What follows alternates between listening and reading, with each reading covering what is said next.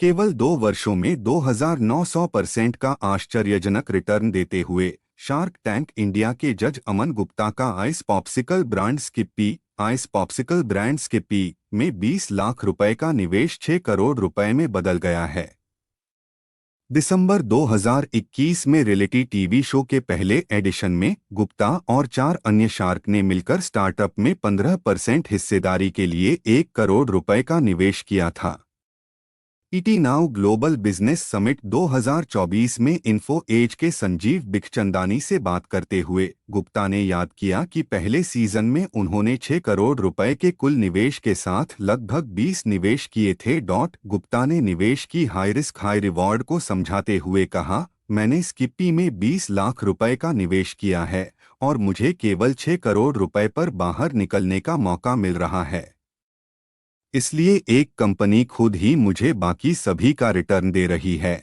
Startups में स्किप्पी को न केवल शार्क से मिलने वाली फंडिंग और समर्थन से फायदा हुआ, बल्कि ब्रांड को मिले प्रचार से भी फायदा हुआ। कंपनी की बिक्री 100 गुना बढ़ गई है और अब वित्त वर्ष 2025 में 100 करोड़ रुपए के राजस्व का लक्ष्य है। आइस पॉप ब्रांड वित्त वर्ष 2024 को 70 करोड़ रुपए के राजस्व के साथ समाप्त होने की उम्मीद कर रहा है और लाभदायक बना हुआ है, जैसा कि ईटी ने पहले रिपोर्ट किया था। उपभोक्ता इलेक्ट्रॉनिक्स ब्रांड बोट वाले गुप्ता ने उस समय को याद किया जब 2 साल पहले उनके पास निवेश करने के लिए पैसे नहीं थे और वह पत्नी की कमाई पर निर्भर थे। 2 साल पहले मेरे पास निवेश करने के लिए पैसे नहीं थे। मेरी पत्नी कमाती थी। मुझे 2021 में सेकेंडरी एग्जिट मिला। यह शार्क टैंक का पहला साल था। मुझसे एक सूची मांगी गई थी, आपने अब तक कितने निवेश किए हैं? मैंने तब तक 5 सहनिवेश किए थे, जो लगभग 5 से 10 लाख रुपए थे। इसलिए मैं वास्तव में पहली बार शार्क टैंक पर निवेशक बना, उन्होंने बताया। उन्होंने कहा कि नमिता थापर और अनुपम मित्तल जैसे अन्य शार्क के साथ बैठकर निवेश की कला सीखी। गुप्ता ने कहा, उन्होंने अपने पूरे जीवन में निवेश किया है।